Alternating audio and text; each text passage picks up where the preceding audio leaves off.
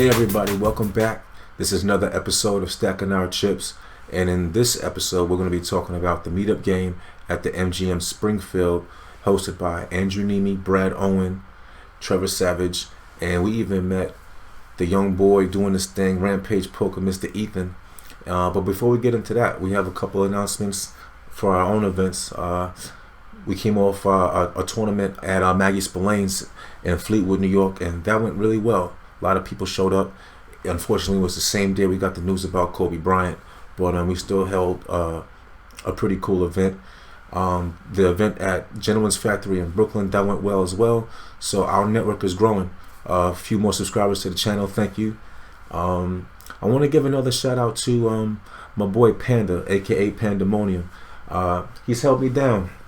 You know, he's been to my home game a couple times, and he helped broker getting me these t-shirts from Trevor.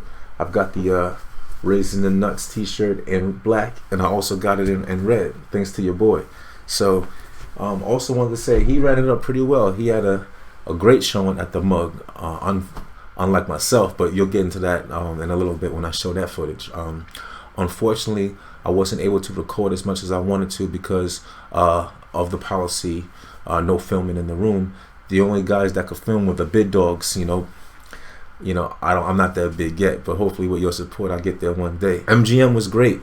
It was a day trip for me. I was up there early, took off from work, and unfortunately I didn't get to see Trevor and Brad and Andrew, but I met them before. The room when I got there was about 9 o'clock, 9:30 in the morning. They had 1-2-5 game and a couple of limit games, but I sat down for 1-2. My satchel wasn't as deep this time, so I couldn't really get into the big game. They were coming in for like at least 1,000, and I wasn't trying to go that heavy that early. If I was gonna stay later in the day, I kind of didn't want to blow my stack so soon. So I played 1-2 for a bit and kind of went up and down and got into some key hands, which we'll get into.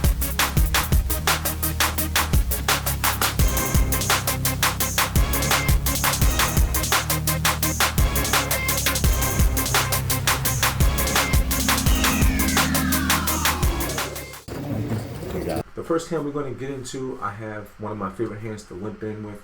I have Ace-9 suited in diamonds. We're going to call a raise to 12 in middle position, and we go to a flop 4 ways. The flop comes Jack-8 deuce with 2 diamonds, and the under the gun player C bets 20. We get 2 callers on one of them. The turn card is the king of diamonds. We get the flush right away. Under the gun bets 30. I make the call thinking the next player is going to jump along. He folds, and we go to the river heads up. The river card is the ace of spades. I'm thinking he's going to bet, but he checks, and I bet something I think he's going to call. I don't want to overbet and have him fold. We want to get some of his money in the pot, so I bet $50. He makes the call, and we take it down. After this hand, there's nothing really to report. There's a bunch of folds, and soon after that, we ask for a table change. The new table is going to be much better. The first hand we're going to talk about at the next hand is pocket aces. We have the ace of clubs and the ace of hearts under the gun, and I raise to 12, and we go to flop 5 ways.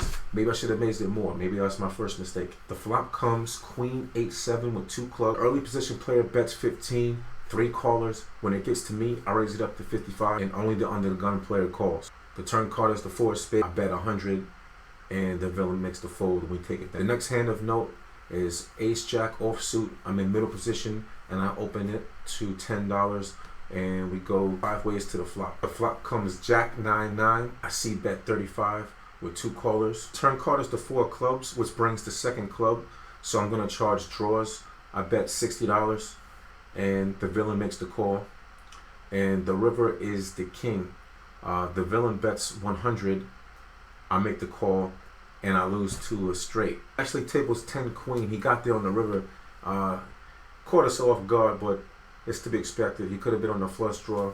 Ends up having the straight, and we'll lose another hand. The next interesting hand to talk about is pocket nines. We're in the cutoff, 5 players limp, and it comes to me. I go and make the raise to 15. There's a big stack at the table with like 3,300. I don't know how he got that stack. Somebody said that he was there for over 30 hours. It's a 1-3 game, but he's the only player that makes the call, and the flop is just ridiculous. All over cards. He makes a ridiculous bet, like maybe like 100, and I just get out of there, let it go. In this next hand, we have Ace Queen of Hearts in the hijack, 4 limpers, and I raise to 10. We go to the flop 5 ways. The flop comes 10-6-5 rainbow, no heart. I fold to a bet of 30. I'm not willing to chase an overcard or even try to bluff. I'm just going to get out of there, cut my losses. The next interesting hand to talk about, we have Black Kings under the gun +1. The under the gun player bets 15. I make the call, as do 3 other players. We go to the flop 4 ways. The under the gun player bets 25. I make the call. I should have raised, but I'm thinking others behind would call, but they don't, or even raise, but they don't. The turn card is a blank. It's a 5 of clubs. Under the gun player bets 55. I make the call, and the river comes the queen of diamonds. The under the gun player bets 80, and I'm thinking I need to see what he has the pot versus what he's betting. It's just too good of a call. I don't really put him on a jack, and I have the over pair, so I'm going to make the call, keep him honest, and see what's going on. And we turn over the winner, and the player mucks his hand. In this next hand, we have Jack 9 of clubs in the big blind. I make the raise to 7, and we go 5 ways to the flop, which comes 9-6-6. At this point, my stack is a little light. Maybe I should have reloaded, but I'm just going to jam for 70. The under the gun player is going to make the snap call.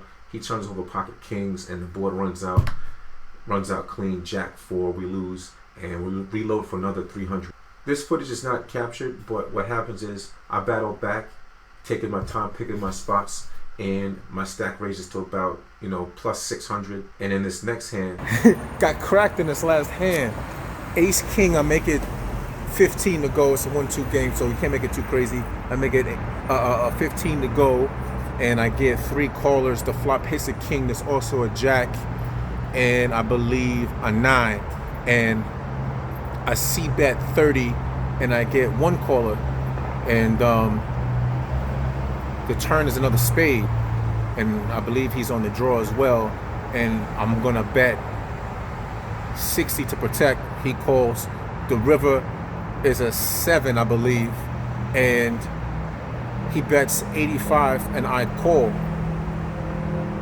Turns over like a crazy thing, like 10-8 for a straight, and I hit top 2, with the Ace King. So I ended up losing like 300 in that last hand. So I'm just gonna pack it up, cut my losses and get out of here, get back home. All right, I had fun though.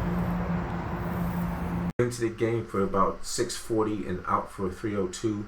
I had a great time, and I'm looking forward to these mugs on the East Coast. Don't forget us out here on the East Coast. I know you guys are doing your thing in Vegas and LA, but spread love. Come to Connecticut, come to New York, come to Maryland, even New Jersey, and I'll try to be there.